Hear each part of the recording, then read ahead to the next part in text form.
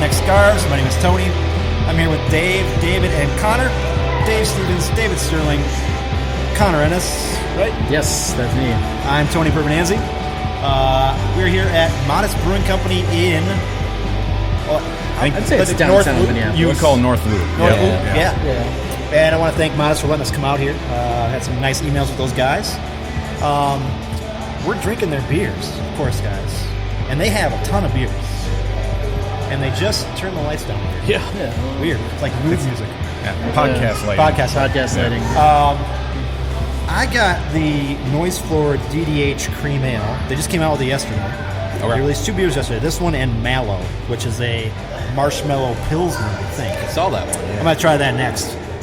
Now, this thing is, it's a cream ale, but it's DDH. What is it? Double dry hop. Double dry hop, yeah. You can taste the dryness of it, but it's fantastic stuff. It's good stuff. Nice.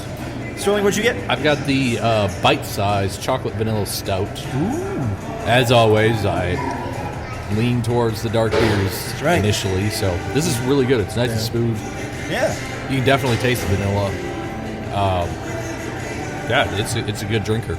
Nice. Stevens? Yeah, and what did I tell you up at the bar before we started? I almost had to get the stout because that's what I would always get. Well, I ended up going with their first call, and that's a cold press coffee lager. So it's not a stout. I went with a lager, but it does have the heavy coffee flavor. Really good. They say it's good with breakfast or brunch, or I guess alone, like I'm having it. So. It doesn't look like your regular coffee lager. You wouldn't know it by looking at it. Couldn't tell. Yeah, dark. Correct me if I'm wrong. This is my first time here at Modist. A great space. I love talking about the spaces. Mine too. But I feel like I've been here before because Modist is one of those, craft breweries that you can definitely find in a lot of liquor stores out there. Yeah. And I know I've had Modist before out of a liquor store. I don't remember which one I had. Probably one of the regular beers because I've got a bunch of regular beers. So, Connor, what'd you get? I got the Albert III. It's a West Coast IPA. I'm a pretty exclusive IPA drinker, so I went with obviously my typical choice. It's a good one. It's very hoppy and it's a little citrus, but it's a good one. That's good. We kind of cover all our bases here. I was going to say if I'm almost not so much anymore now that we're doing this pod, but I'm almost exclusively a lager drinker if I can, and stout I should mention. But so at least we've got the IPAs represented. The space here is a great space. They've got garage doors that can open for the summertime. I did see a couple places around here where their patios open. There are people out there. It's 45 degrees outside. Patio weather. It's a bit different from the last episode. Yeah, when we had snow and everything like that. Yeah. What, 10 inches of snow? Yeah, something like that. Yeah. They have a little private area back here. They've got a free video game, a free Miss Pac-Man video game back over here. Oh, is it the tabletop? It's a tabletop. Nice. Yeah. And they also have one of my favorite games ever, Cruisin' World, right back in the corner back here. Oh, my goodness. I could be on that machine for hours upon hours. And we should mention, I just had to look it up. I'm almost a little surprised I haven't been here because I'm a relatively frequent visitor to Target Field. And it's right down the street. It's 11-minute walk, probably if you're half of that. You can see it. Yeah. You can see the kind of their, what do you call it, their area where they kind of watch like stuff. the plaza area. Type area up here. You can see that from up the street. So this is now. I'm glad we're here. Now I know I can maybe hit this place up before. So we can come here before Johnny's bachelor party. If I'm here, and that would most likely include a Loons game as well. The nightcap. The nightcap. Yeah, the one thing I'm noticing is Sterling behind you has some pretty wacky artwork over here. Yeah, I just took a picture of it. Yeah, that thing is. And me, so they'll have to see me too. Like an astronaut on a journey from somewhere. Yeah, somewhere colorful, somewhere dangerous. And I should mention because I think we have a lot of listeners that are into supporting local and craft beer. And I will say this: that this place Modist is actually. They've built a custom brewery here. You can tell they have a lot of space back there. I don't know what their capacity is, but it's going to be way up there compared to some of the breweries that we've been to. But their brew house is actually centered around the region's first mash filter. Now, I'm not an expert. I don't know exactly what that is, but it's the region's first. And it basically says it's a piece of equipment that allows them to use any grain in any percentage. And using a fraction of the water that would normally be required. Nice. So saving water. It's kind of interesting. Very nice. Cool. I do want to mention one other beer they have here, and that is the Tabletop Session IPA. And what's interesting about it, I think they just released it in cans. You can get it in the brewery, but they have it in cans in stores. And what you do is you buy the beer in the can, and every can has a character on it. And it's a role-playing game character. You take that can, there's a website on there, you go to that website, and they've teamed up with a role-playing game company to make a website to go off your character on the can. So you get your character in the can, you're drinking it, you go to this website, and you play a role-playing game while you're drinking this beer. Nice. So they've kind of gone into that type of deal. That's cool. So, yeah, interesting stuff. Before we get started, I want to mention that, Dave, you weren't here last time. No, and I should clarify that I was not out working. I was actually on vacation. Yeah. And you mentioned the snow. I drove from my house to the airport that Sunday morning. Yeah, that's right. And it was an interesting drive, to put it at least. But I made it, flew out safely, and enjoyed a nice vacation with the family. So while you're waiting, Connor stepped in, and we've had some comments on social media about if we should keep you or let you go. And believe me, of course, I listened to the podcast, of course, and I thought you guys did a great job. And basically, I'm fighting for my job here. No, I'm kidding. But somebody with the initials. I can never replace you, Dave. Somebody with the initials J.A. I don't know who that would be. Yeah. No idea. Jim. I think it's John. What was that? Jenny. John Andruski. I think it's John Andruski. Yeah. Okay. He said Dave is a pencil and he should not be on this podcast ever again. Boy. That's what he said, right? That sounds like I would usually disregard his opinion. That sounds like something Chris would tell him to say. Nobody commented on it. You're fine. Well, I will say you guys that was a great podcast to listen to. It kind of felt a little surreal listening to you guys and not being part of it. But it was great, and glad that Connor is here to join us. And I'm just happy that we have 4 microphones now. Yeah, so I don't have to worry. But unfortunately, I have said in the past that this spring and early summer is going to be tremendously busy with my day job, traveling. So, unfortunately, I may have to miss a few, and it's nice to know that Connor can step in and do a good job. Well, hey, I'm glad to be on board with you guys. Thank you guys for having me. Yeah. You only have 2 vacation days left, Dave. I'm sorry to tell you. That's boy. part of your package. So. Yeah, we In order to get don't more, you have to really talk give to out HR. a whole lot of PTO. Yeah, I mean, if the demand one day every 2 weeks is not a lot. You need to start calling in. You need to start calling in on the fan line. And the great thing is we're under 30 or 50 employees, so we can do whatever the hell we want. At least it wasn't a no-call, no-show. I mean, I told you I wasn't. That's gonna true. do it. You didn't ghost us. Which You is submitted nice. your request accordingly. That's fine. So let's get into some Loons talk, boys. We have some preseason games to talk about. How many do we have since the last episode? 2 or We've had 3. Three, and they've all yes. been And in Portland's preseason tournament. That's right, it's a tournament. Up And there. then I think I look at these as the real preseason. I Yes. know Yeah. Minnesota United put out their preseason outcomes with the FIU match and everything down in Florida. I mean, I don't think that's really that real. No, I'd characterize that as more of a skirmish or a scrimmage. Yeah. Yep.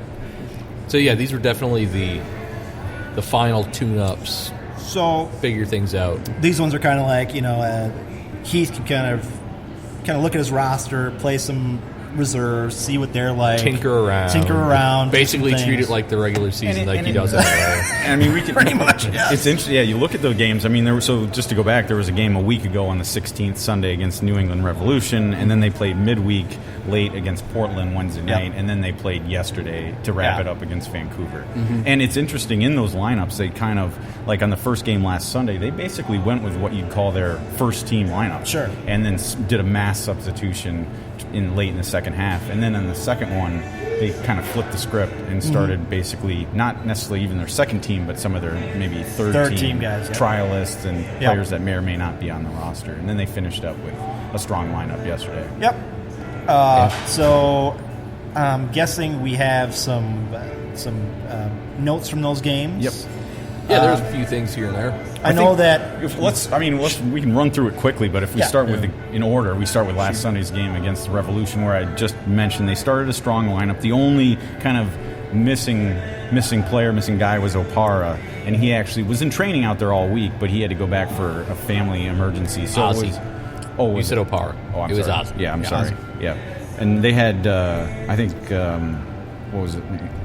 Aha. I'm saying that wrong. Yeah, in place of Was place it of Ozzy? I thought no, it was Oh, it was Ike. Ike. I thought it was Ike. And then Dotson played in place of Ozzy, who went back to Miami. Yeah. Gotcha. So I mean, both those guys, Parr and Ozzy, probably had they haven't had I think they haven't had enough preseason games or action as maybe they'd like, but they're both veterans, so you don't worry about them as much. But I don't know about your notes, but just let's start with a bang. I think the highlight from that first one was Armaria had 2 goals. He had a brace in that one. So, and that, I think, what does that put him on? I think 3 goals, and at that point it was 3 preseason games. He's already up to 4 goals now. These don't count.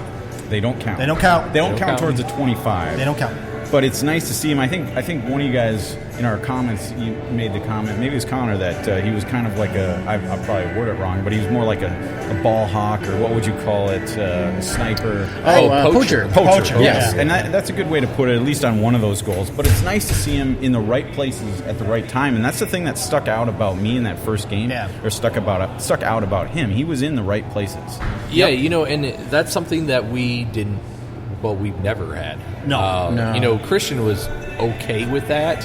He was more of kind of a hold-up player, too. Yeah, but at Maria, he seemed to be exactly where you wanted him every single time. I think he sees the field better than either of the guys we've had in there before. I think he sees the field better than even Darwin. I mean, honestly, he just seemed to know where he needed to be. Exactly. And he was doing a lot of movement. A lot of his movement was distracting defenders. And that's a positive sign. Oh, it absolutely is. Yeah, He can definitely find that room behind that defense to just that open space where maybe Grey Goose can thread that pass through to him, and he'll tap it in the net after that. Yeah, and that's basically how Armaria scored the first goal, was just a tap, and it came from Molino, but the same idea. And he got he got the brace on a penalty kick, because actually it was Robin Lood went down in the box, and Armaria confident and took that shot, no problem. He's not lacking in that aspect either. So I don't know. The other thing, Miller looked pretty solid in that game. Ended up being a 2-2 final. Miller was the only Minnesota United player to play the entire 90 in that one, but he had a fairly solid game. I think he had an even better game yesterday in the loss against Vancouver. Yeah, I think what stood out for me in this game against New England was the front 5, basically, 4, including Gregush.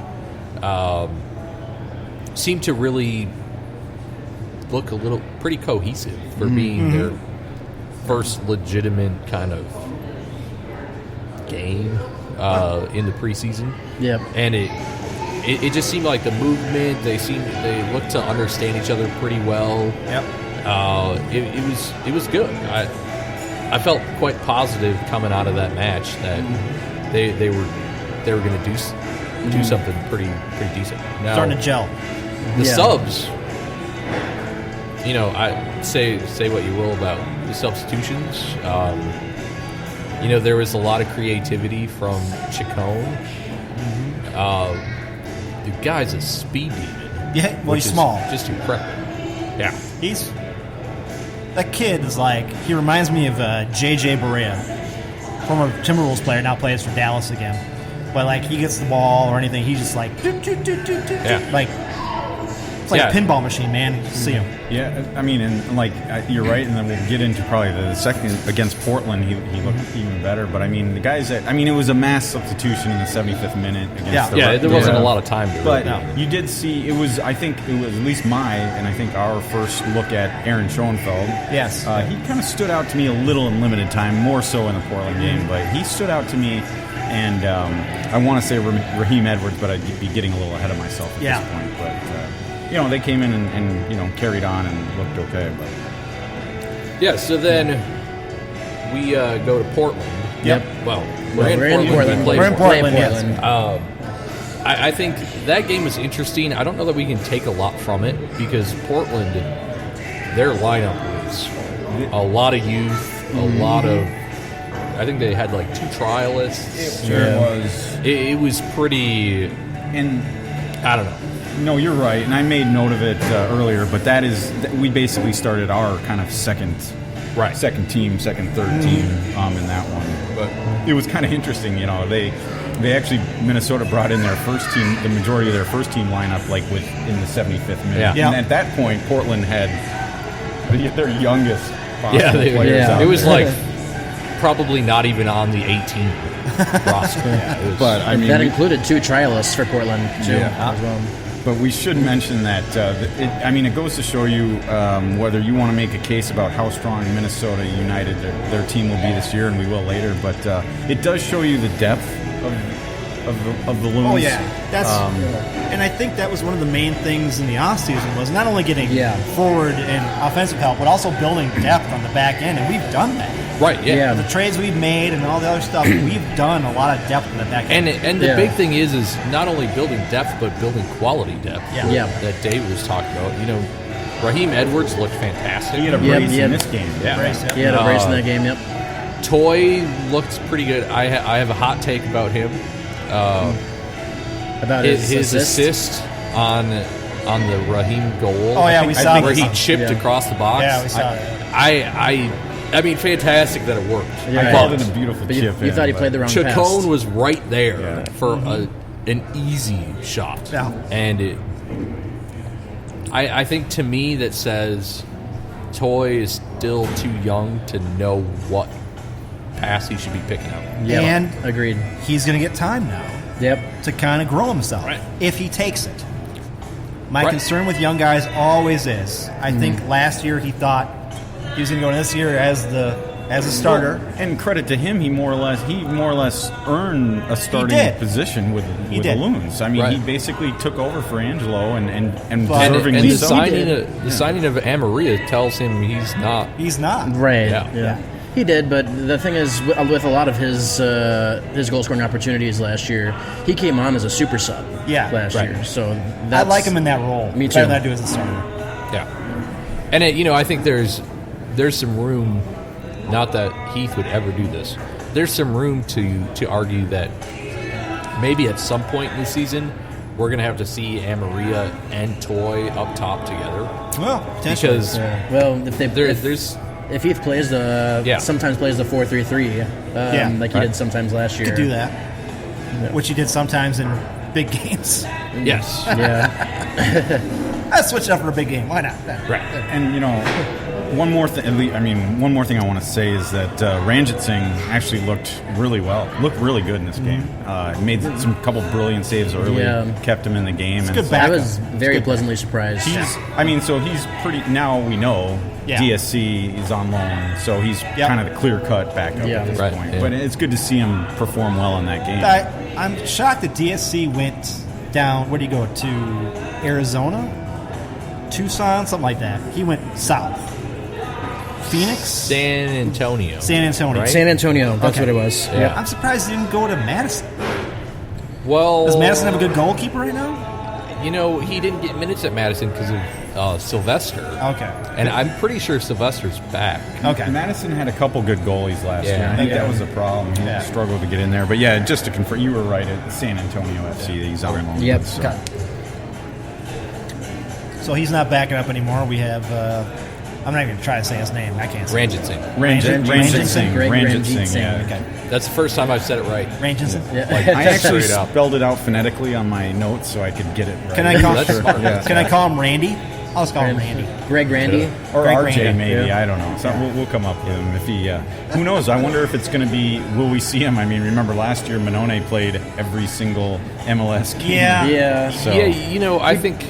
We didn't really have a developed backup for Vito last year, though. I don't think Heath had a whole lot of faith in Bobby, so we just saw him. Well, Bobby went to Sacramento, too. And then St. Clair was our backup, and I don't think that Heath wanted to put him in at key moments in the season. Yeah, and Bobby was with the team most of last year, though, correct? Yeah, he left in mid-season. It was mid-season. Okay, And then I think it was just Vito and DSC. It was. DSC only played, I think, one of the friendlies. Yeah. Yes, he was a against friendly Arizona. guy. Yeah. Yeah, we'll say. I mean, both those. These, as we talk about these preseason games, they've been. I think one thing I'd say is, as far as preseason soccer goes, and I know we've made the comments that it's sometimes hard to judge. Like any preseason, but they were entertaining games to watch. Yeah. They were. It's nice getting back into the groove. Right. And I don't know if did you guys have any problems with the streams, or I watched all three of them. Mine was fine. I don't understand. I saw somebody in Golden Valley couldn't get it. Yeah. I saw someone by the airport couldn't get it. I wonder. I don't know. I mean, it's how they're stupid trying to get rule to online, begin with. and maybe they're going through a VPN or something. They're getting it free. I have no idea. Yeah. I had no trouble. So I live way out in Plymouth, so. Before we get out of the whole, we have one more game to talk Yeah, we about. got one more. Yesterday's game against Vancouver. And yesterday, well, we should say, I don't even know if we said, so against New England, they ended up drawing that one 2-2. Score, yeah. They actually beat Portland's, Dave, you said, call it what you will, weaker lineup, but they ended up winning an entertaining game 4-2, the Loons did, and then yesterday was against Vancouver to finish up the preseason. Nice. So, and Vancouver, what you would suspect would be the starting lineup. Yes. Yeah. I do not feel like they looked good at all yesterday. No. Honestly, I mean, I thought the first half was okay, was decent, above decent, but the second half, before substitutions started coming in, it looked rough. It was brutal. I mean, just looking back at my notes, I did watch that game, and the only really positives I could say were that the Loons' defensive backfield looked solid. Right. Tyler Miller I mentioned him earlier. Tyler Miller had a great game. Vancouver could have opened up the floodgates against the Loons if it wasn't for Tyler Miller. He made a couple tremendous saves. It was a rough second half. Goals, and as it turned out, multiple goals ended up coming for Portland or Vancouver. Yeah, I think one thing that stuck out to me was I felt against New England, Lud looked pretty good, and then against Vancouver, Lud looked, I think he could have a very short season if he looks like what he did against Vancouver. His season's going to be very short. Yeah, I really do. And against New England too. Keep in mind, New England played a couple of their star players that game too. Yeah. Gustavo Bo was there, and Adam Buxa was there. And to come out of that with a draw, and we didn't really play our first squad. That's a pretty neat turnout there. It was interesting that I listened to Cal Williams' pregame comments, and he made the case that the match against Vancouver was going to be their toughest test of the preseason, and that's probably more not necessarily. He thinks Vancouver is going to be a much improved team. They have some additions, Cavallini and others, but I think that was probably because of the lineups that each of the teams were fielding, and then he knew that Vancouver was going to be playing their kind of first team lineup out there yesterday, and they certainly did. Game got chippy. There was a lot of pushing and shoving. Let's see, what was it? It started early on too. Ozzy Alonso got a yellow card. Now there was a lot of back and forth beforehand, but basically Vancouver was lining up for a free kick, and does that count? Ozzy, looking at the replay, you could see Ozzy come over and literally just shove the Vancouver player to the ground. And that count? It was like, wow. The yellow cards, I don't know. I don't think so. I don't think they do. But I'm assuming if you got 2 yellow cards, you'd be out of that particular game, the preseason game. But there was a lot of chippiness, aggression, bad blood. It looked like. And I saw a couple of reports on Twitter about that. They were saying that maybe one of the Vancouver players might have said something to Ozzy beforehand. I saw that too. He must have. Effing Canucks. He must have, because you look at the replay, and I was watching live, but you look at the replay, and it's like, what is Ozzy doing? He just came over and shoved him to the ground. So there had to have been a little back and forth prior to that. It was obviously incredibly passive aggressive. Of course. Because Canadians are like the friendliest people on the planet. A couple of things. Yeah, so then this game got interesting too, because Gasper had a couple lapses defensively, but then he actually ended up. There was a penalty called because he had handball in the box, but they went to VAR again, and as it turned out, because his arm was so close to his body, didn't touch his outstretched hand, that they reversed it. But then shortly thereafter, Cavallini got past Boxall, and then Boxall drug him to the ground, and he scored a penalty goal. Yeah. So, there was some drama and action in this one. I did want to bring up something from the second preseason game that I forgot, and we can keep rolling. But there's a new rule in MLS this year. I don't know if you guys noticed that during the run of play, if a ball hits the referee and the team with possession loses that possession, the ball goes back to that team. Wow. That happened against Portland, and I hadn't seen it, but it's a new rule. I'm not sure how I feel about that. I don't like that. I don't like it either. In some cases, if you let's say you're trying to pass the ball and you hit the referee, isn't that on you in a way? Yeah. It happens in the NFL all the time, and NHL. Yeah. I mean, I think what they should do is instead of giving you possession, pause the play. Yeah. Allow you to take a kick at the referee again. Sure. For getting in your way. Yeah. So just square it right up. That's right. And then continue play. Still losing possession, but continuing play. Or another idea I have is at wherever their possession was happening, at the referee, have two of your best players come up and do rock, paper, scissors to figure out who gets the ball. Sure. Best of it's 7. I'm telling you, if a ball hits a referee, it's a 50-50 chance who's going to get the ball back. Right, yeah. I mean, who cares? You know? Right. It's been happening for I hadn't heard that ever, rule too. change. Yeah. Big thing on the preseason, guys, bigger than players, development thing is who's going to replace Jamie Watson? No one. Are they not getting a sideline reporter? Doesn't sound It sounds like Doesn't it. sound like What it. the? Now, this is the preseasons for those of you who didn't watch. So they had Cal Williams was announced the first game and the last game, and then they had Portland. It would have been Portland's team announced the second preseason. But during this is typical preseason. Like Kendra didn't make the trip. Sure. She would be in the booth normally. I would say. Yeah. So You know, I think the explanation I saw was that the broadcasting rights for FSN are up this season. Okay. So they're not going to make any changes. And then coming next season, you're running into MLS's broadcasting rights Right. coming up in 2022, I think it is. Yeah. So they're like, we're just not going to touch it until they Did they iron get things out. Couldn't they get that one from Houston? The girl? Oh, right. She's really good. She's good. But I personally think they should get Jerome Tiesel. There you go. That'd be neat. I thought He speaks English very well. you guys were still trying to get the Houston sideline reporter as part of the pod. Oh, we tried. to replace me. But Yeah. No. It I saw- didn't you work. got Connor instead. I saw somebody on Twitter. Connor, we settled for Connor. I saw somebody on Twitter put, we should get Ibsen. Yes. I saw that. I was And like, I no, was just like, that would just be No, Ah, no, good no, times, no, good no. times. And especially since he doesn't speak very Exactly. good English. Exactly. Good Lord. It'd be intriguing. Yeah. I'm sure he'd have a lot of interesting things to say. If you're listening, United, I could be your sign reporter.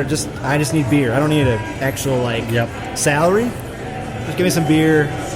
I don't even need beer. I'd be okay with just doing it for Tony, free. unlike our days up on the rooftop deck watching the games, you're going to actually have to watch the game and not drink so much beer. Drink around, talk to the guys. I was just talking to this guy named Dotson over here. He's going out tonight, party at this place. So, back to you, Callum. There you go. See you. Well, there's your interview. We'll see what happens. You know. I mean, not that we're saying Jamie's job was super easy, but No. No. But the thing with Jamie is he always had that thing with Heath. Him and Heath, I think, had that connection. And I think that Jamie was fantastic, and we're going to miss him a lot. definitely. And not having somebody down there like talking kind of in that area and saying, hey, this is what I'm seeing right now, is going to be kind of a blow to the whole broadcast, I think. Yeah, I think I can see that being Just thinking about now, like with Jamie Watson in Nashville, what his interviews are going to be like with Abu Danladi now. Yeah. Oh, right. I suppose, Interesting. Maybe that motivated his change. Maybe. I got to follow Abu down there. There you go. Before we get out of the preseason and get into our predictions for this year, we need to talk about the Reynoso soap opera. I'll just put a little bow on the preseason. Now that we're done, so they ended up finishing that tournament 1-1-1. Yeah. Overall, it looked good. I do want to mention that in that last game against Vancouver, the second team actually had a scrimmage against the University of Portland. So there wasn't a whole lot of subs in that game. A couple interesting ones I do want to point out is one that I kind of like if we start thinking about maybe our starting 11 or who we like. There was a lot of bickering about Loon yesterday on Twitter, I noticed. But a sub that I kind of liked I'm a Lude fan, but I'll save that for later. But Dotson came on for Lude in the late in the game, 83rd minute, and that moved Molino out wide left. And thought that was kind of interesting. But all in all, it was a good preseason to finish it up. It's amazing to say that we're done. We're looking forward to next week. Are you saying you're a Ludi? I'm a Ludi. We'll see. Well, maybe I'm just because hey, I'm not blind here. I watched the games. I watched all the games last year. I know where these complaints are coming from, but maybe I'm just like drinking the Kool-Aid on everything that I've heard this preseason. We'll see about his. Now that he's had more time with the team. He's had a full off season. So maybe I'm just drinking the Kool-Aid. It's training. Sure. We saw we definitely I thought it was interesting that we saw plenty of flashes from Lude in the second game against Portland, and I shouldn't say plenty. We saw a few, and we saw a little bit in the second half of yesterday's game. So I'll leave it at that for now. But good preseason all in all, I would say. All right, let's go to Reynoso Soap Opera 2020. Oh boy, here we go. So on Twitter, we've seen some things about Watson going down there, being down there for a while, and then we saw some things of Reynoso doesn't want to be here, and then the next day he does want to be here. Right. Then Watson extended his stay, and then he came back, and he was going to go back, and now today, Connor just put on there that he's not going back. He's not going back. And I mean, obviously, these negotiations are very complicated. Yes. When you're talking about bringing a player from, what is that, 4,000 miles away? Yeah. I mean, they're dealing with Boca Juniors. They're dealing with his Tulare still owns a part of them. His agent himself. I mean, there's a lot to it, and even the fact that Watson came back without a deal, it doesn't mean much. No, it doesn't. That it wasn't finalized. No, the fact that he canceled his trip now, it could be hopeful.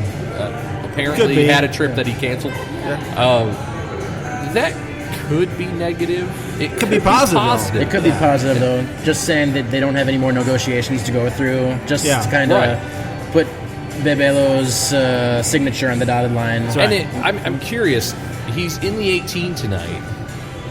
Are they at home tonight? I don't know. I didn't look. Because that could be a big thing. If he does a late game substitution at home, that could be a swan song. I'm done. Goodbye. Boca Juniors is at home today. They're at home? Okay. Yeah. So the reality is he's going to come to the U.S. to sign the deal. Potentially. Yeah. He's got to come here, we expected it to be done before today. Well, yeah, we did. Whether done is yes, done is no. Well, but I'm not that. I expected some sort of either we did it or we're done. We're done. We're too far apart. Yeah. We're gonna keep negotiating and just let it tell us that, Right. But no, we're kind of still in limbo. We're kind of like. Well, and the reality is Darwin didn't come to game 4? Yeah, that's right. 3, 4. So it's not like. Well, how long were we in? I'm not that concerned about it. How long were we in negotiations with Darwin before he came, though? No one actually. I don't think anyone knows. The first we heard about it was maybe 3 weeks prior to him signing. That's what I thought. So I mean, but that's a very different situation too, because Darwin was an outcast completely. Yeah, he was a troublemaker at Club America, and so it's pretty easy. We want to get rid of him, take him type of situation. You can take what you want from all the Twitter stuff. My deal is this: it's still not technically over. Right. Yeah. It's not over until they say it's over. Well, it's not. Technically, it's not over until. Well, for now, it's not over until the MLS transfer window closes. Exactly right. It's not until May. I have a feeling that if it's over, you're going to hear that. You're going to hear Boca Juniors say, "We're not doing this." And you might even hear somebody from us say it's not happening. And I know, the Boca Juniors coach was talking about the possibility of losing, Reynoso, and but the one thing that you made a comment of is that their transfer window has closed as of Friday, and so they can't bring anyone in. Yeah. So it's just a soap opera, man. It is. It's crazy. I guess you could at least call it frustrating because, 2 weeks ago you're sitting here, not here, but you're sitting talking about the fact that it'll probably be decided by now, but it just keeps going on and on. I guess my point right now, and I'm sure he'd said to the team, we're going to move forward like he's not coming, which is what they've been doing. Right. And we're going to go from there. And I don't think that – do I think the Loons become a playoff team because Reynoso comes? No. Do I think the Loons become a better team if Reynoso – yeah, of course. Do they go up some in the standings? But I can take it or leave it right now. Right. And, I think that's a good segue into our roster selections. Yes. Prediction time. So we're going to talk about right now is who we think the starting 11 is going to be, each of us. And then also we're going to predict where the Loons are going to place in the Western Conference. Right. We're not going to go into where everybody else is going to place because that would take too long. Yeah. And we're not going to predict we're going to win the championship or whatever it is. No, we're just going to say, here's your place, here's the starting 11, that's that. Well, before we get into it, though, MLS.com had the predictions out already. Yes.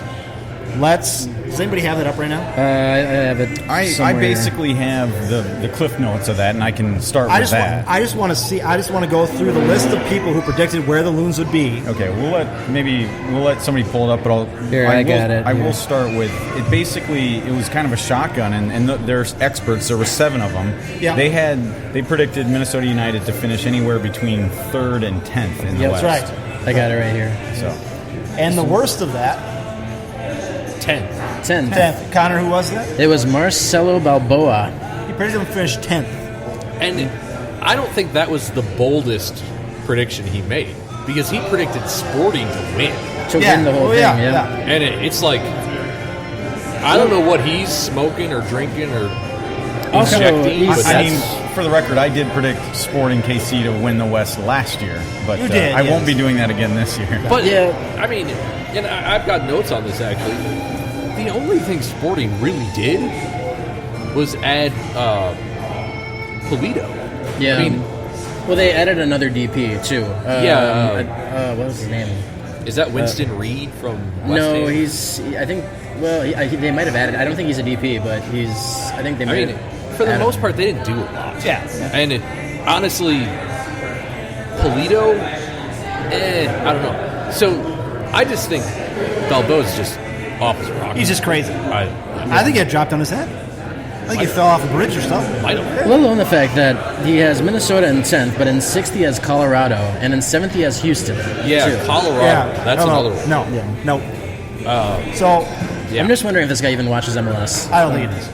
Now, let's put it in perspective. So, because of the way the experts had the Loons finishing, they basically ended up with, there were 7 experts. Yeah. The average, now that 10th prediction didn't help, but the average was 6, just over 6. Yep.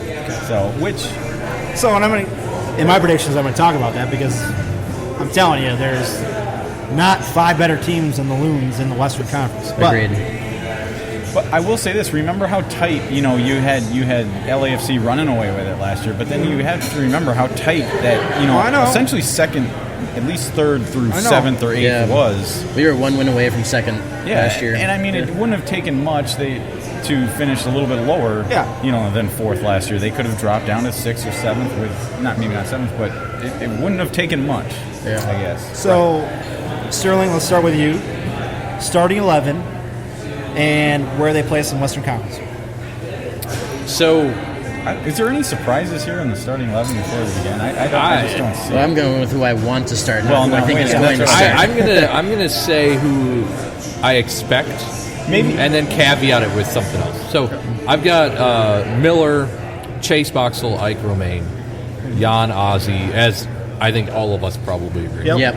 And then across midfield, left to right, I've got Lud, Molino, Finlay, and then Amory up top. Now, and that's the expected. I think that's what it's going to expect him. But now, however, I think it should be Chacon, Molino, Lud, left to right. But we're talking about game number 1. And game 1. I think that's what game 1. My first one is. And I think that I have the exact same as you do.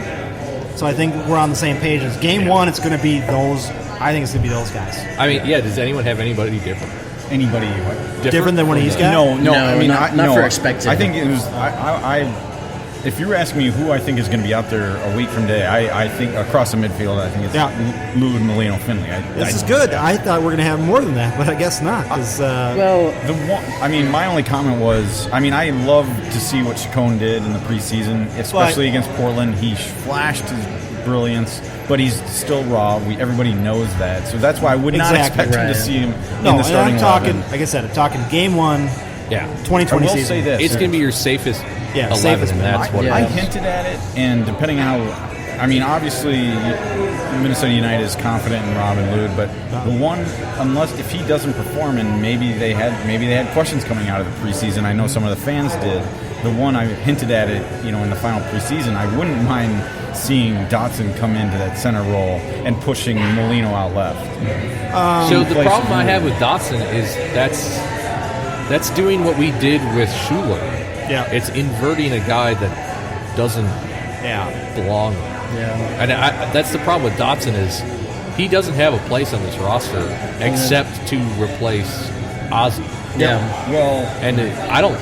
Maybe he doesn't have a place, and that's just one thing that I'd throw out there. And maybe he doesn't have a place, but what I could say about him and what you could say about him is he does at least have some position flexibility. Yes. He can drop down and play defense. He can be in We've that seen him play defense. He's got the versatility. He's got for sure. So at least he has that going for him, where he's going to see the field this year. Is it in the starting 11? Yeah, right away, probably. I remember when he played for Romaine. When Romaine was out on duty, he did great. He did great. Yeah. That's what we need to have. We need to have guys like that. Yeah, exactly. So I think we all the same starting 11. Let's go to predictions because Sterling, where do you think they're going to place in the Western Conference? So I have third place with 60 points. Yes. Okay. So it's an increase overall. Yes. Place and points. Yeah. That's the same as me. Wow. We're on the same page, buddy. I don't understand it. I don't get it. I thought I was the optimist. You were like the pessimist. Well, sometimes maybe it caught me on a good day. Maybe I was drunk. Drink a lot of whiskey last night. Maybe, were you putting this out? Yeah. Stevens, what you got? I did. I think they're going to be. I think they're going to be hosting a playoff game in the first round again, and I struggle to get them into that third spot like you did. So I think maybe I'll take the easy road. I don't know if it's easy road. I'm gonna slot them into fourth. Okay, fourth in the West. I do see a slight uptick, and maybe the standings will be a little more top heavy with some strong LA teams and Minnesota and all the other contenders. But I see them because of their depth. Their schedule isn't quite as condensed this year. I know they could have. There's going to be international call-ups. You could see Dotson and Gasper maybe get called into the Olympic roster. Yep. But because of that depth, I see the United coming out with a few more points, maybe pushing that 60-point mark. Maybe I would say 57 points, but still I'll say fourth place. Connor, what you got? I'm going to put him in 10th, Tony. No, you're not. No, I'm not. Shut up. I think I'm with Stevens on this one. I'm gonna put him in fourth. Okay. I think I'm gonna have him behind LAFC, the Galaxy, and Seattle. All right. They might slot into third depending on how Chicharito fits into LA Galaxy. I don't like. The reason why I put him in third is I don't like Galaxy this year because I just think that they're primed for a drop-off. They're just primed for kind of a lower type of thing. I mean, they've never actually been that good. No. Honestly. Exactly. Not since Minnesota came in the league. And it like last year was surprise. I mean, it was their defense, right? Correct me if I'm wrong. I mean, it was surprising. There's a lot of talent on that team. There is. You would expect. But there's two teams in the Western Conference that I'm afraid to play, and that is LAFC and Seattle. Right. Those are two teams I'm afraid to play. Yeah, and I think back to the Galaxy, we talked about this beforehand. To me, at most, they made a like for like when it came to Chicharito and Zlatan. Yeah. So I don't think they gained anything. And personally, in terms of presence, Chicharito isn't even remotely Ibrahimovic. No, and their offense went through Zlatan pretty much all last year. Yeah, I just don't see it. I'm saying is that I don't think Galaxy is that great. They have these big name players they bring in. Yeah. And whoop-de-doo. Yeah, I don't they had see last year them was being that, any better. I'm sorry, go ahead. I just don't see them being any better. Yeah. think I don't think it'll be worse. The problem last year is they centered everything around Zlatan. This year they'll do the same around Chicharito. Yeah, of course. I just think Chicharito is going to fit into the coaching. The Sure. coaching scheme of things maybe a little better. And I mean, there is an argument there with the fact that Chicharito is probably a little bit more well-rounded. So if you focus around him, you're probably going to get a little bit more team building outcome. But that's the big rub right now is can they get the whole team to play? Right. And not just focus around one guy. And I don't know. I mean, you get big names like that, and it starts getting difficult. I mean, I look at Seattle and I go, that's a team. Yeah. That's a team. They play together. And you can say that about LAFC, too. Yeah. It's like Exactly. that whole team. Because nothing together. is great. Not everything is centered around Carlos Vela over there. Right. No. They've got plenty of good players. And that's what worries me about those two teams. I think the United are a team. Yeah, I would say that. I mean, there's a lot of good teams in the West. There was last year, obviously, with the tight playoff race that we mentioned. But I guess the reason I can't sit here and say, oh, they're going to finish second or they're going to make a push for the first place and a bye is just because it's still unknown and we got to see it. You remember the Loons finished down the stretch with without having the ability to score a lot of goals. That's right. Yeah. But that was Darwin Quintero. That was 100% Darwin Quintero. Right. But now we've got Amarilla. Don't disagree. Yeah. The only thing is it's unknown yet. And that goes back to the MLS thing. We were talking about this also beforehand. MLS ignored the fact that Darwin Quintero was not that great last year. No, he wasn't. And at least, David, as you said, it was ESPN. ESPN acknowledged him. Inconsistent. Yeah. And he came in and made a splash. Yeah. But then after that, people kind of started to catch on. Because we needed him. And we needed him to come in and make a splash. And I think I've said this on Twitter. Something that, in fact, from our account was that one, Darwin was inconsistent. Two, Angelo wasn't any good, and we don't have either of those two. No. So I agree. We don't really know what we have now, but in my opinion, we definitely didn't downgrade. No, because right. our two biggest issues in offense aren't here anymore. Yep. It was the Darwin thing. We needed him when he came in. Yeah. He scored goals. He won some games. But then when we started talking about team, when we started bringing all these guys in, like, hey, we're going to build a team, he hated that. Yeah. He wanted to be the guy. Yeah. And he was never going to win being the guy. I mean, he literally seemed to not care that Angelo wasn't cohesive with him. No. Right. That's a problem. Yeah. I mean, not only is it a problem for Angelo, but it's a problem that you won't even try. Yeah.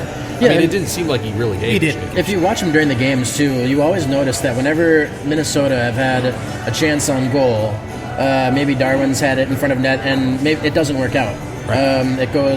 It's cleared out of the other team's half. Darwin takes forever to get back on the side. He's pissed off. Because he just didn't seem to care. Yeah, you can see his body language a lot of times. It just kind of, he'd always be throwing up his arms. He'd always be kind of sulking, whining. I just don't. So I think we come from this is that I think we're in a better spot than we were last year. I think we are. Defensively, we work awesome. Right. If we don't downgrade ourselves defensively, I think we have a great team. And I think also we can still talk about Reynoso because we don't know if it's happening. Yeah. I don't think not getting him is that big of a deal. No. I really don't. I think a lot of people are like, oh my God, if we blow this, we're going to be awful. One team doesn't make or break, or one guy doesn't make or break a team. No. It just doesn't happen.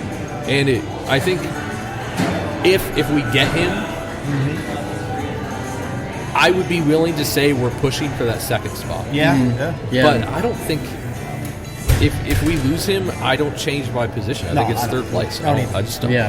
I don't either. Before we get out of here and go to break, though, there's one thing we had to talk about with Seattle, and that's the fact that they signed Miguel Ibarra. Yeah. And fans on Twitter were ticked off. Were they? Shocking. Yeah. There's some people on there going, what the hell? They're going to the competition. It's like, yeah, but he's not going to start.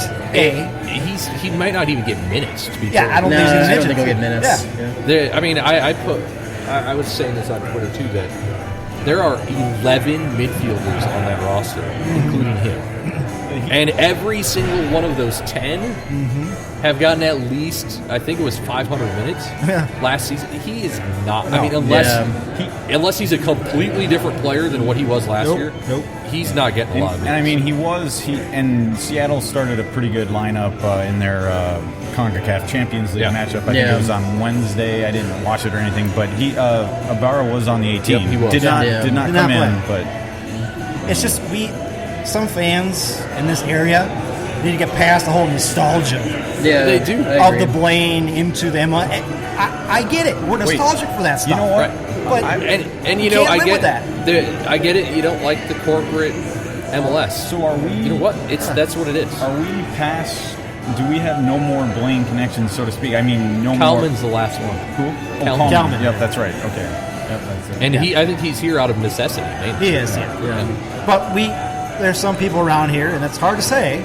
They just need to get past the whole nostalgia thing. Yeah. It's a business, guys. It is a business. Yep. I mean, I think about growing up, my favorite player of any sport was Paul Malo. When he left Milwaukee, it was like, well, that sucks. Yeah. But it is what it is. Yeah. And you know what? I actually have a World Series Blue Jays Paul Mahler jersey in my closet. But reality is you move on. This is how it happens. It's not. Yeah, it's not just tied to the Loons. I mean, the turnover in MLS is insanely high. I would bet it's maybe an average of 2.5 seasons that a player stays with the team. I mean, you got a couple of the mainstays in your organizations. I mean, look at Ozzy, how long he was with Seattle, but you get a few of those. Was Kansas City. You get a few of those players, but you're literally a few. Like there's only if you have a team and you're lucky to have a player that plays on your club for 6-7 years, you're doing well. Yeah, exactly. And I want to give a shout out to everyone on Twitter. I saw a lot of good wishes from Miguel Ibarra too. Like good luck with Seattle. Yeah, good luck.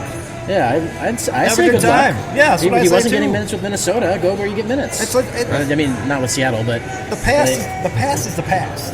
I get it. He brought us here, but you got to let go at some point. Yeah, and it always comes down to this fan base is a bit entitled, and they have very strong opinions about the change from NASL to MLS. Yeah. Okay, they is very general. A small percentage of very loud voices have a very strong opinion about that. It is what it is. I mean, I get it, but we move on. You got to move past it. Wish them the best. Move on. Have fun now. Enjoy this team now. Yeah. Enjoy it. Exactly. Yeah. Let's go to break, guys. When we come back from break, we're going to talk about, we have, Connor, you got some more history to talk about in the last 2 weeks. We're going to preview our opening game, which is in, 2 weeks? 1 week from today. It is 1 week from today. 1 week from today. Oh, my God. Going back to Portland. Oh, my God. It's MLS season already, boys. Yes. So we'll preview that, and, of course, we'll have some funny stories to talk about. So we'll be back from Modist Brewing in a couple minutes. Okay.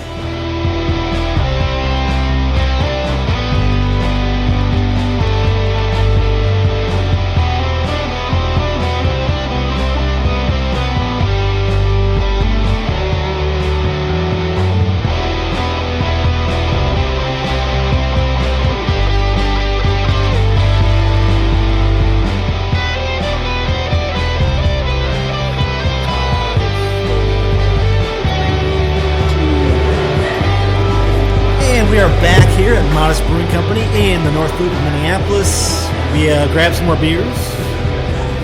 I think we grabbed some more beers. Did we grab more beers? I think we did. I have How hard is that alcohol? Yes, we did. Pretty Yes, we hard. did. I grabbed the Malo because these are 2 beers that came out yesterday. So Malo is a double marshmallow pastry lager, I believe. Something like that. That's about right. Yeah. And it's very pillowy. I mean, you can't really taste marshmallow in it, but it's got a sweetness to it. Okay. Very good. I suspect that makes sense. Yeah. So I got the tabletop session. Oh yeah, you gonna play a little role playing game? Got the New England IPA. Yeah. It's a very tangerine-y. Okay. I think if I had to pick out a citrus fruit that is obviously common in New England, Yeah, it's very good. It's smooth. Again, I sound like a broken record. Nice. David? I couldn't resist, especially after hearing David order it. I ended up going with the bite size, the chocolate vanilla stout, and it didn't disappoint. I'm a stout fan, like I mentioned, and David's correct. It's got a very, I'd say, I don't know, it just sticks out, the vanilla. Yeah, it's good. It's unique in that sense. So, Connor, what'd you get? I went with the Liquid Citra Crystals Ale. It's a New England IPA, and it doesn't really taste like a New England IPA though. It tastes more like a juicy IPA in my opinion. But I think it's my favorite for today. It beats out the Albert III for sure. And there's no crystals in. We were talking about there are no crystals. There are actual crystals in there. Yeah, but there are no crystals actually in the beer. It does not look like Goldschlager. No. It's definitely one of those beers that, I'm looking at their menu here, and it's one of those. If you were only going to order a beer based off its name, that's one that kind of jumps out. That sounds good. So again, I want to thank Modist Brewing Company for having us out, letting us do our podcast here. They've been very nice. We have a game to talk about coming up in a week. Yeah. It's the opener. March 1st, Sunday. March 1st, Sunday. From today. 6:30 p.m. Central Time. We had some music. We're playing some big music right now. And Yeah. No, not Maybe a Rihanna song. I've heard people say, it seems like it's been forever since we've had, MLS soccer here. It hasn't. In my mind, it seems like yesterday. I know. It went really quick. It did go really quick. It's a short preseason, not as short as last year, but it is still short. It just flew by for me. I can't believe it. It seems like just yesterday unfortunately I wasn't at the game, but I was watching the Loons playoff game against the Galaxy. And, it goes by really quick. I think it helps that for some of us, it helps NFL season is right around that time. NFL season goes super quick, and then you get into MLS again. So there you go. We're playing the Portland Timbers in Portland. Yep, and that's what was kind of unique about. I don't know if it's unique, but that was kind of special about the match this past Wednesday, because it was the same venue, same fixture. Mm-hmm. It's the Loons at Portland. And I have to wonder if Portland purposefully didn't play their starters against us. I'm sure they didn't. Yeah, probably. Because of that. Yeah. And maybe that's also why he chose to basically do our B team as well. Yeah, flip the lineup in that one. Yeah, I think it is a little weird that we go out to Portland and then we end up playing Portland. But it's cheap. Yeah. We don't have to come back. And Portland has also changed this year, too. They don't have Brian Fernandez anymore. That's right. He's gone. Now they have Dairon Asprilla. He scored in the Loons preseason game against us. Yep. I've heard good things. Matt Doyle has said a lot of good things about it, but I haven't seen a lot from him to make me believe in him. I don't know. Yeah, Portland's always been one of those enigmas where they just kind of hang around. Yeah. And they don't really do anything. Yeah, they're not like kind of there. They're not bad. No. Yeah. And they're probably better than what they look. They just slightly underachieve. They're middle of the road. Yeah. It's a crapshoot going into the game. I don't really know what I think. It's definitely an interesting match to open up the season with. It's in the Loons' short MLS history. It's they have a history with Portland. They started their MLS campaign in Portland in 2017. That game was a game we'd very much like to forget. Was it 6-1, 5-1? I think so. 5-1. Christian Atlanta Ramirez was the 6-1. We watched it at Dave & Buster's. Yeah, I remember that. And even recent history with the U.S. Open Cup last year, and that kind of, what was it, 2 matches in 3 days or 4 days? 3 or 4, close games. I mean, I guess I don't know if we're going to get into score predictions, but it'd be hard to predict anything. Let's do score predictions. Let's do it. Sterling, what do you think? I'm going to be bold. 3-1. Okay. Minnesota wins. Sorry. Yeah. I was going to just kind of let it hang. 3-1. Yeah, 3-1 Minnesota. That sounds completely insane as I say it. Which maybe I might change it before we get done. Okay. Well, we know that we do our Twitter predictions. We do Twitter predictions, so Right. these could change. I mean, but this is kind of our preliminary prediction. I'm getting a queasiness in my stomach from saying that, so maybe I might change that by. Always it could be the feeling of hope. That's what it was. Stevens, what do you think? Yeah, I'm gonna stay on the optimistic side of things and say that I know that the Loons are traveling back this week, and then they have to travel back out. So you look at the West Coast travel going back and forth here. There's a lot of that. That is certainly a disadvantage when it comes to getting into and settling into a routine. Yep. But I'm going to say that because of the familiarity they've spent this past week out there, and they're familiar with the area. Maybe this won't feel as daunting of a task to open up the season in Portland this year. So I'm going to be optimistic. I like Dave's prediction of 3 goals. I'm going to go with that, and I'm going to call the score 3-2 final, and maybe Portland getting a late goal. But I'm going to say that because I feel like the Loons can be strong defensively and will be, and then I think Connor, they're going to poach. Armaria might poach a goal. I want to see Molino and Finlay pushing some balls in there, and I think it's going to happen 3-2 with Portland scoring a late one to make it 3-2. So a good game. Connor, what you got? I'm also going to be optimistic about this. Judging by what we did last year at Providence Park, we came very close to winning it at the last second last year. Right. It was, of course, a 0-0 draw. Yep. And I don't think Portland has really upgraded their team. They, in fact, I think they may have taken a tiny step down. I'm going to go 2-0. I think Portland is going to have trouble getting started. Obviously, they have the home field kind of crowd atmosphere cheering them on there, but I don't think it's going to count for much. I think Minnesota's going to be strong and pull through.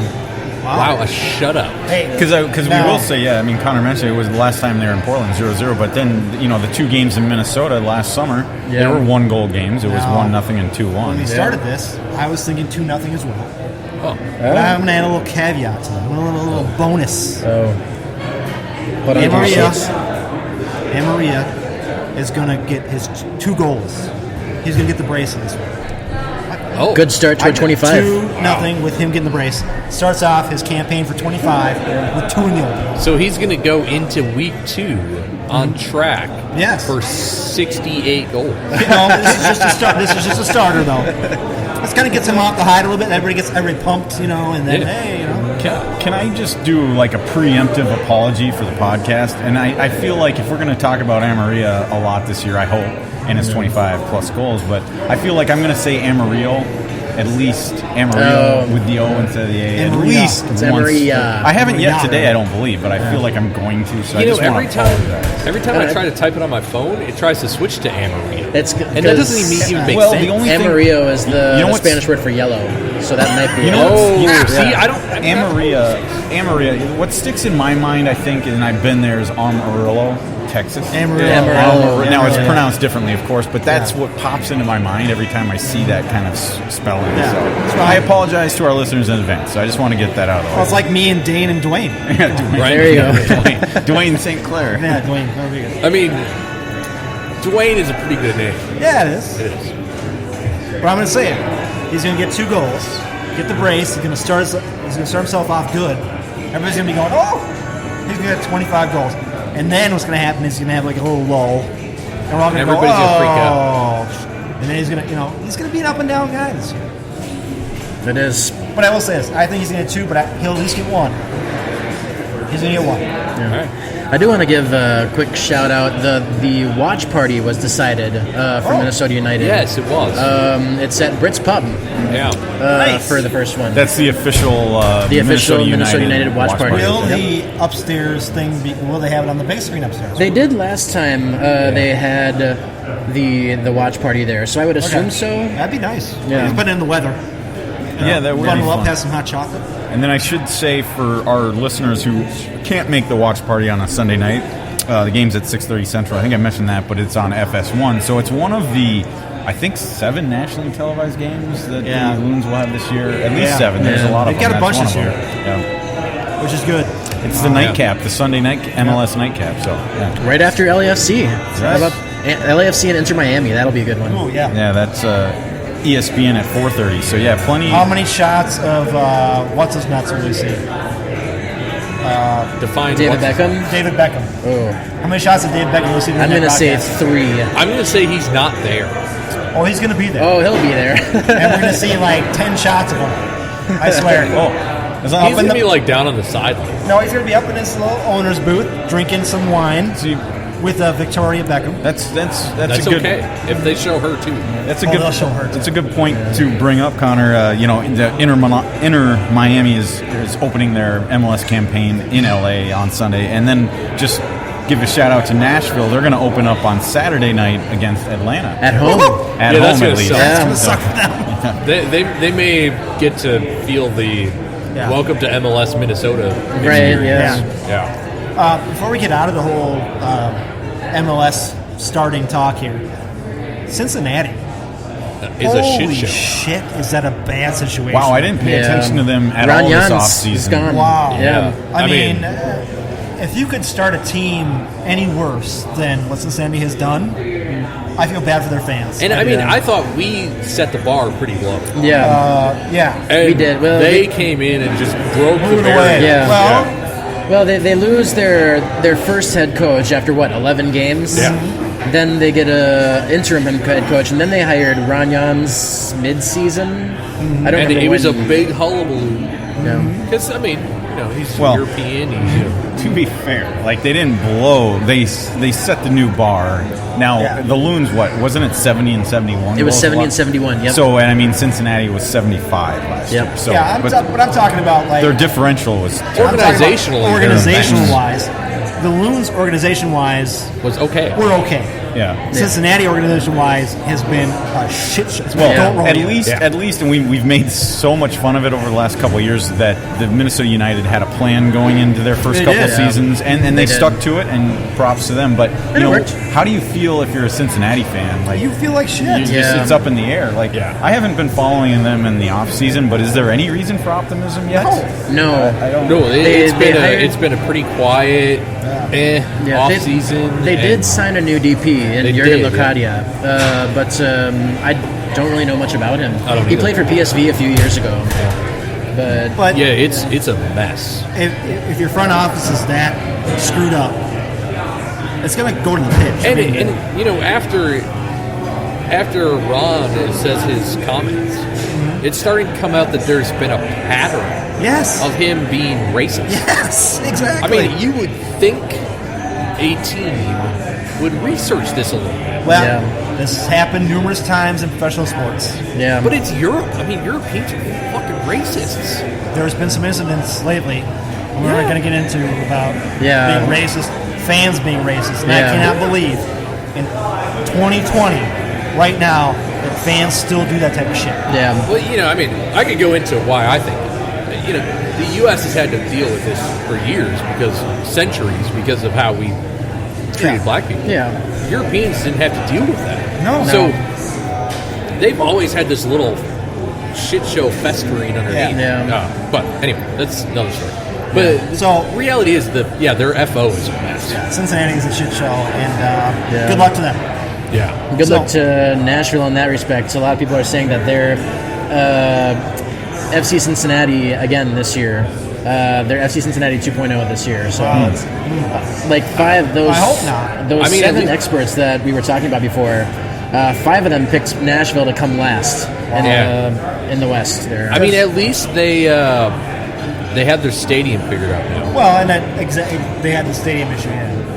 I hope Which, they're not. go figure, the Wilfs The Wills are involved. I mean, Wilfs are involved with the bad stadium situation. it's a shame to see. Like, I mean, hopefully Nashville will fare a little better, and Miami for that matter. But I mean, I wonder. I mean, is the expansion? Are they expanding too fast? I don't know. I don't. that's The floodgates are There opening could be now. some that's argument that there. is a Yeah. very real issue. Yeah. They're probably not vetting as well as they should. yeah. I mean, look at Chicago. I mean, don't get me wrong. I have no doubt that the United States, the top-tier professional soccer in the United States can support 30 or 32 teams. I have no Yeah. doubt Yeah, of that. yeah, absolutely, But yeah. is it happening too fast? And maybe we're seeing that. I don't know. It could be, but they've got the fan bases for it. Like Sacramento's coming in a couple of years, St. Yeah. Louis is coming in a couple of years, Austin. and Charlotte next year. Is Yeah. Austin the one that's got the woman-owned? No, that's Charlotte. Is that Charlotte? Yeah. Yeah, Austin's the former Columbus. Okay. You mentioned it last podcast, didn't you? How like you're excited for Austin to open up. That's a town that I've never been to Austin, Texas. Boy, but I love to. So. I'm really hoping that Minnesota will play Austin in Austin over South by Southwest. Oh yeah. Because that would be fantastic. Could you imagine? Yeah. That'd be fantastic. I mean, I would be going in. When is that ever? Is that in the summer? When is it's late spring, right? Late spring. I think so. Yeah, I mean, I'd be gone. I hope Nashville isn't a shit show because I kind of want to go see a game in Nashville. Oh yeah, Nashville would be awesome. You know. I'm really excited for Miami Freedom Park to open up too. Yeah, and props to them for making that stadium Lockhart look good. Yeah, I mean, I saw recent pictures of that. I'm like, and actually screw the stadium in Miami. Yeah, stay there. It's a nice stadium. MLS has come a long way. Yeah, they're going to go through growing pains. Yeah. Cincinnati is one of those growing pains. I think MLS is going to be just fine, though. They'll be fine. Yeah. Let's move on. Yeah, I'm looking at the 2020 MLS standings, and Cincinnati's actually in 5th place with 0 points. Well, that's 0. Yeah. That's alphabetical. Something. I think it's random. Jesus. They have. And they also have Colorado heading up the West. In first place right now. You wonder why people are on Twitter saying, "Get Dave off this podcast." Well, exactly. It just goes to show you how excited I am for the season to start next week. I'm just so looking forward to it. I'm looking at the standings. I'm in it. All right. Let's get out of the soccer. Well, we're going to stay in soccer, but let's go to Connor. Connor's going to do his thing where he talks about history again. So we enjoyed that so much last time. So Tony, I know how much you liked some of the names that came in the MISL. I still think Cleveland should have been the Steamers. Yep. I swear to God. It was St. Louis instead. Yeah. But I don't know. Yeah. I thought that was funny. When I was listening to that part of the podcast, before David said it, in my mind I was thinking, oh, what about the Red Stockings and the White Stockings? Or they shortened it to Red Stockings. And you said it. You brought that up. I was like, okay. And that was in the infancy of baseball 100 years ago. Or more than 100 years ago. So. All right, so we'll start off with February 10th of 2010, which is when Manny Lagos was named the first head coach of the NSC Stars. Oh, Manny. That's a black day in history for me. Sorry. 10 years later, we're still dealing with that guy. Yeah. 2018, United lost a friendly at Orlando City, 4-1. And 2019, United signed Vito. Oh, there, Vito. Or on loan. There you go. Good day. Apparently on the 11th, nothing happened. So maybe sometime in the future, maybe.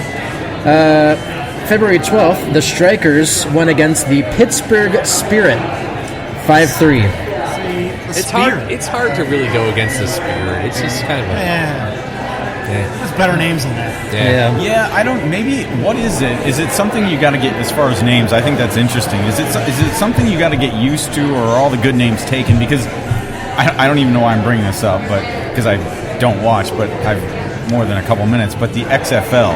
Yeah. You look at some of their team names, and especially like their uniforms and logos. It's just Battlehawks. What are you doing? Like I don't know. Maybe my favorite one was when Arena Football had the Iowa Barnstormers. That was my favorite one. That actually has a ring to it. We had the Pike. The what? We had the Fighting Pike. The Fighting Pike, yeah. The what? We had Minnesota Football League. Fighting Pike. Did? We had a football team for like 2 years. It was the Fighting Pike. You know what I think? I think like Northern Pike. The Fighting Pike. Yeah, I remember that. I never went to a game, but I do remember that team. I think you struggle with a new league. I think the secret is to keep it simple. Yeah. You know, and look at Minnesota United FC. That's pretty simple. In soccer terms. That's soccer. Yeah. And the Loons, it's not like they didn't go crazy with that. No. So, I don't know. All right, so on to February 13th, 1985. Sorry, the Pittsburgh Spirit one was 1986. 1985 Strikers win against Baltimore Blast, 6-5. And 1987 Strikers win against San Diego Sockers, 3-2. Sockers? Yep. Good Lord. That was another big one. Good God. That's original. the marketing team. Let's call ourselves the Sockers. Yeah, the soccer, and it's spelled Sockers too. Yeah, I remember you saying that. And I just have to say, at least somebody's got a sense of humor. Or they were just like they just were completely out of ideas. We've got a soccer team. Sorry to pause quick. No, go ahead. Actually, San Diego. This is a problem with San Diego because now their new team is the Loyal. Is the what? San Diego Loyal. Loyal? Yes. It is the most absurd name ever. So apparently San Diego has a bad... They just can't their name fans things. can be the Loyalists. Yeah. Right. Yeah, I don't know. That's a dumb name. Sorry, continue. Go ahead. February 14th, 1986, Strikers lost against the Wichita Wings. 5-4. Okay. Wings. It's fine. By the way, I'm hearing a lot of these team names, and a lot of these same team names were part when I was playing rec soccer as a kid. Oh, yeah. At Fuller Soccer Club. Shout out Fuller. And there a lot of them were the Force, the Tornadoes, the Lightning, there were no steamers. There were no steamers. Just making sure. The 15th. Sorry. I gotta pause again. I had to Google to see what Wichita Wings logo was. Oh my goodness! It's the Wonder Woman logo. Wonder Woman. What's the name of the restaurant? Is it a Wonder? Wonder Dog. It's the Whataburger. Whataburger. That's a Whataburger logo. Oh really? It is. Yeah. Yeah, it literally is. That's It's the like Whataburger logo. Oh, it's on the other photos. Holy shit! It's the Whataburger logo. Oh my goodness! Damn Sorry. it! Continue again. Yeah, go for it. February 15th, Strikers win at Cleveland Force, 9-5. It's 1985. 1986, Strikers lose at Chicago Sting, 10-7. Which, by the way, the Sting were also an NASL team before the NASL folded in 1984. And then they went to the MISL. MISL, which is the Indoor Soccer League. The Indoor Soccer League, yep. Same thing that was Strikers were the outside. NASL. They played at Met Stadium. Yep. And then they went to Indoor Soccer League. Indoor Soccer, yep. Yeah. 1986, Strikers also lost at the Chicago Sting. Did I go through that one already? It looks like I did. Strikers in 1987 won against the Wichita Wings 2-7 or 2-1. 2-1. I don't know why I said 2-7. 2017, United signed Josh Gatt from Moldy and Bobby Shuttleworth from the Revolution. Hey, Bobby! God, I always liked Bobby. Really I thought he was underappreciated. You're not a fan? Well, he could make some plays, but getting the ball out of his area had some issues. Yeah, he was really good at those reactionary saves. Yeah. But overall, I just getting the ball out was not a good. It was a weak point for him. Yeah. He could distribute to the sidelines fairly well, though. Yeah. Sure. Yeah. Very well. Good, very well. February 16th, last year, United won the first game of the Orlando City Invitational against the New England Revolution, 1-0. Oh, that's right, because you made reference to it last podcast. Last year, the Loons started their preseason out in Arizona, and then they went down to Florida after that. Yeah. 17th, 1985, Strikers lose at Pittsburgh Spirits, 5-4. 2018, United lost Game 1 of the Carolina Challenge Cup at Charleston Battery, 1-0. Charleston Battery. And 2019, United won at the FIU Panthers, 1-0. Good, we beat a college team. Yeah. February 19th, this one's kind of cool. 1976, Freddie Goodwin named the first head coach of the Minnesota Kicks. The Kicks, yeah. 1985, Strikers lose at Baltimore Blast, 3-2. 2015, United draw friendly at Seattle Sounders, 1-1. And that's when they were still in the NASL. Yeah. All Minnesota fans are going to like this one here, and not just United fans. United 2017 United win friendly against the Wisconsin Badgers 3-1. Hey. College. It's college team. But hey, it was a win. Yeah. And considering how they opened their season that year. That was fun. Good point.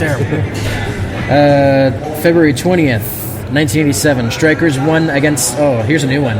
Kansas City Comets. The Comets. Hey. 8-4.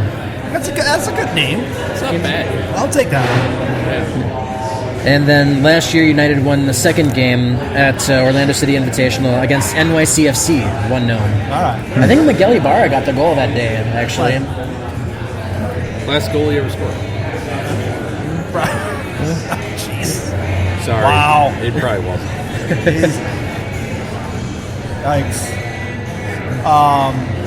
Actually, it might have been. It might have been, yeah. His last goal. Yeah. It might have been. It was... Did he score last season? Yeah, he scored against San Jose last season, Okay. second game. And then he also scored in the Open Cup against New Mexico United. That's right.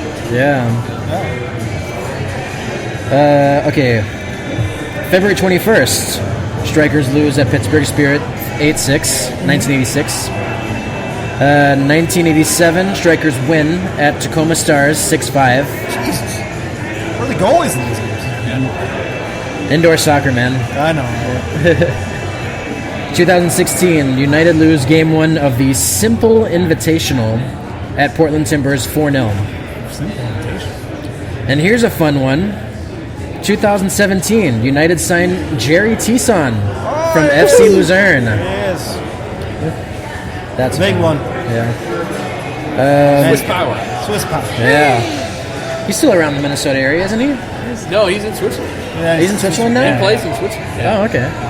But he's very connected to the team. He's very big on Twitter. Yeah. See him on Twitter all the time. 2018, United draw Game 2 of the Carolina Challenge Cup at Atlanta United, 1-1. Oh. One team went this way, one team went this way. Yeah. Interesting.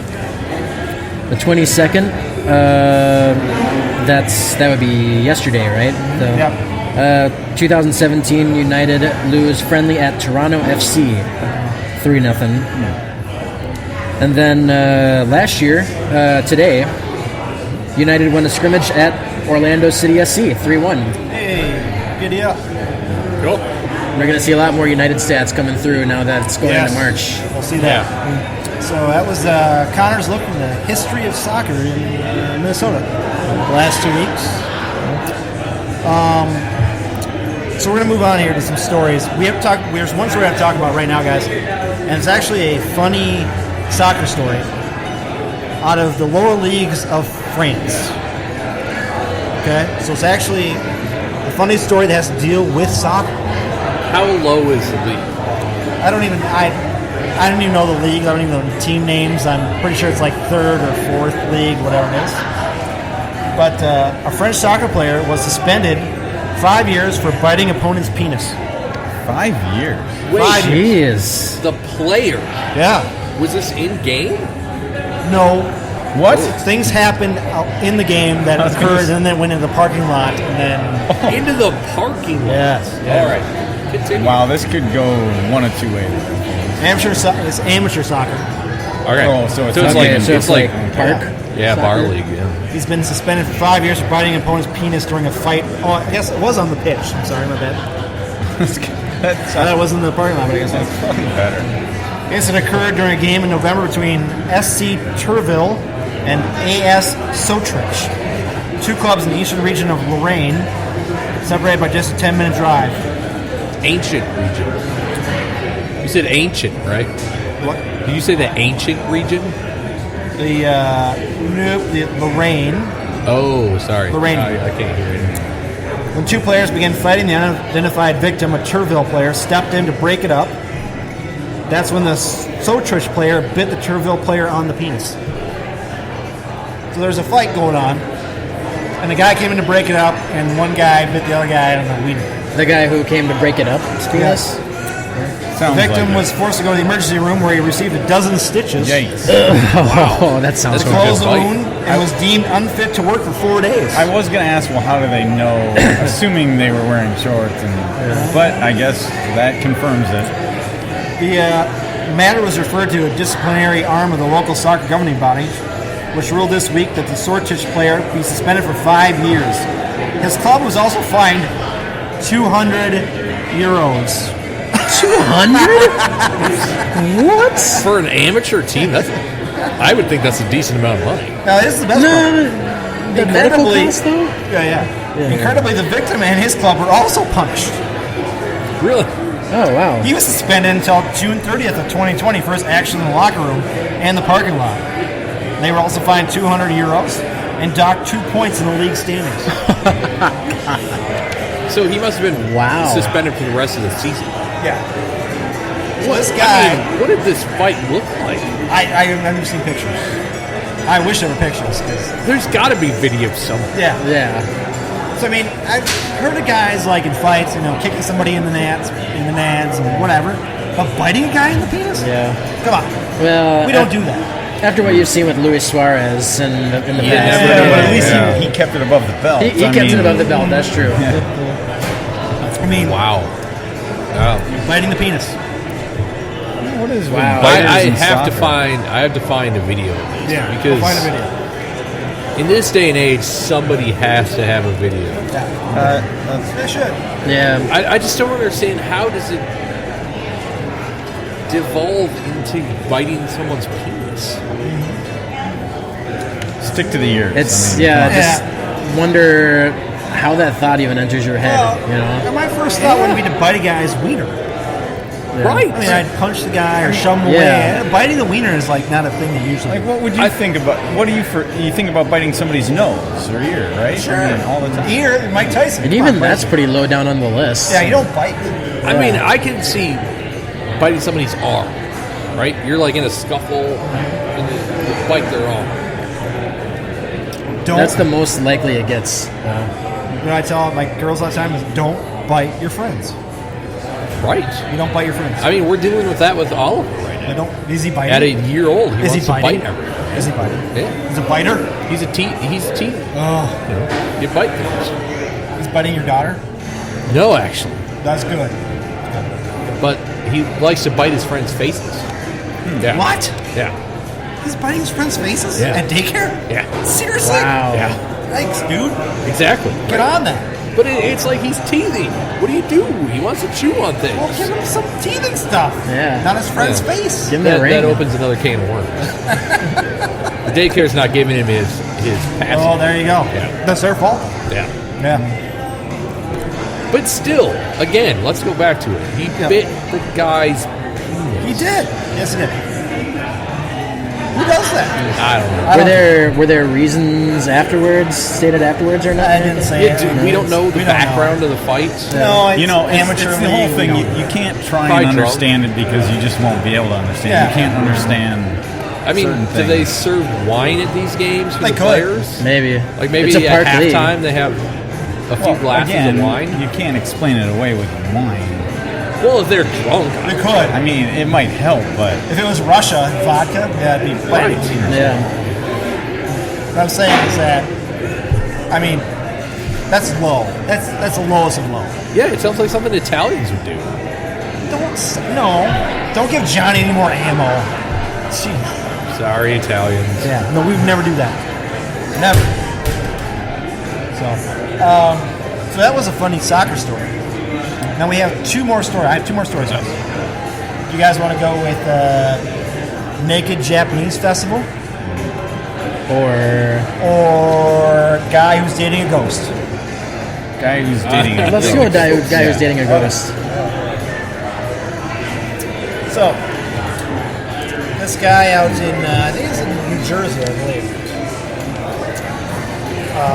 says, love and happiness are found in different ways. For 35-year-old Gary DeNova, it came through a specter he met at dinner. He met the ghost at dinner? Yes, DeNova's been dating Lisa, the specter mentioned above, for almost 3 years. He saw her at a restaurant while he was eating by himself. She came over and suggested the risotto to him. We met 2 years ago when I was in a restaurant by myself having dinner. Since I've interacted with Spears before, I wasn't startled when I saw her. So this is like the first rub. He's interacted with Spears before, and then he met this girl at the restaurant. She recommended I try the risotto and asked me if my date was running late. I told her I wasn't expecting anyone, that I was single. Go figure. She giggled and disappeared. I took her suggestion and ordered the risotto. It was delicious. When I was leaving the restaurant, she was waiting by the door for me and said, well? I told her she was right and asked her how she knew it was so good. She told me it was her grandmother's recipe, and the restaurant had been owned by her family for 3 generations. I asked her when I could see her again. She said, you know where to find me. So they've been dating for a while. Then they asked about their love life. This is where it gets weird. When asked about their love life, he said it was amazing. He said, obviously it's different than having sex with a living woman. I would imagine. Very. Well, no shit, sir. I wonder.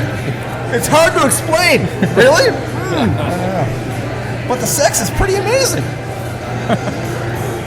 Firstly, it's colder because of the lack of body heat. Oh my god! This requires whiskey. However, I feel her body through vibrations. All right. The connection I had with Lisa when we were making love is much stronger than I've had with living women because it requires me to concentrate harder. Because she's not there, dumbass. Lisa's sex drive is also a lot higher than other girls I've been with. Sometimes it's overwhelming. They moved in together in 2019. Well, now she lives with the guy. So did he put her name on the lease then? I guess. Yeah. I'm careful about who I introduce Lisa to. The only people I know about her are my close friends. Although they can't see her, they are happy for me. The only thing they tease me about is her age. She was 19 when she passed. Yeah. When did she pass? Well, she was 19. I don't know when she passed. Yeah. But they tease her about her age, not the fact that she's not real. Right. As for coworkers, I don't say anything because I'm scared of being discriminated against. For a right reason. Lisa doesn't get upset by that. She understands. Okay, first off, his friends are enablers. Yeah, pretty much. So, they have a ritual for Valentine's Day. I bet. We both think that going out on Valentine's Day is overpriced and overrated because you're a ghost. Where are we going to go? We have a tradition. The night we make popcorn and ice cream sundaes. Then we watch our favorite movie, which is normally Ghost. Okay. I was going to say Sixth Sense, but... Tony, I was buying into this. I was buying into your story the whole time until that last comment. Their favorite movie is Ghost. Like a reputable news stores. Yeah, BuzzFeed or something like that. We can't help it. Afterward, we make love on a bed of roses. The roses stay on the bed when we go to sleep, so we wake up to smell flowers. This year, we're getting kinky. We're going to have our first threesome. Lisa has befriended a female spirit. I thought it'd be fun to bring her over and spice things up. I never had one. That's a mistake. That's a mistake. I'm a little nervous. Yeah. The Novel's still the Daily Star online about things he does Daily Star. for her during the day. I make her breakfast in bed. French toast is her favorite. I also leave notes hidden throughout her apartment for her to find while I'm at work. Romantic things, inside jokes, naughty talk. Basically anything that'll make her smile. There's a lot to unbox in this story. Yeah, there is. This guy! I mean, we could spend an episode on this. So Daily Star, that's like in the UK then? It's or? the UK.